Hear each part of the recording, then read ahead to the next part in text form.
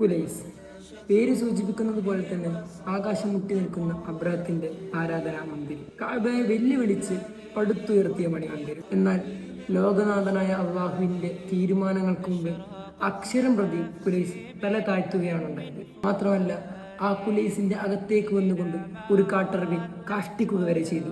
തകർത്തെറിയണമെന്ന ഒറ്റ ലക്ഷ്യം മാത്രം മനസ്സിൽ കണ്ടുകൊണ്ട് അബ്രഹത്ത് ആനപ്പടയുമായി നീങ്ങുകയാണ്. ഇതേ സമയം കഅബയുടെ കാവൽക്കാരനായ അബ്ദുൽ മുത്തലിബ് അള്ളാഹുലേക്ക് കൈകൾ നീട്ടിക്കൊണ്ട് പറയുകയാണ്, നാഥാ, നിന്റെ ഭവനം നീ തന്നെ കാത്തുകൊള്ളണേ എന്ന്. ആനപ്പടയുമായി വന്ന അബ്രഹത്ത് കഅബയുടെ ഏതാനും മീറ്ററുകൾക്ക് മുമ്പിൽ സ്തംഭിച്ചു നിൽക്കുകയാണ്. ആനകൾ പരസ്പരം ചിതറിയോടുകയാണ്. ഉടനടി കാർമേഘങ്ങൾ മൂടിക്കൊണ്ട് അബാബിൽ പക്ഷികൾ വരികയാണ്. ഇത്തിരി പോന്ന അബാബിൽ പക്ഷികൾ, അവരുടെ ചുണ്ടുകളിൽ തീക്കനലുണ്ടായി, അതും നരകത്തിലെ തീക്കനൽ. അതുകൊണ്ട് ഇട്ടെറിഞ്ഞുകൊണ്ട് അബ്രഹത്തിനെയും അബ്രഹത്തിന്റെ ആനപ്പടയും അല്ലാഹു സുബ്ഹാനഹു വ തആല സംരക്ഷിച്ച അവിസ്മരണീയമായ ചരിത്രം.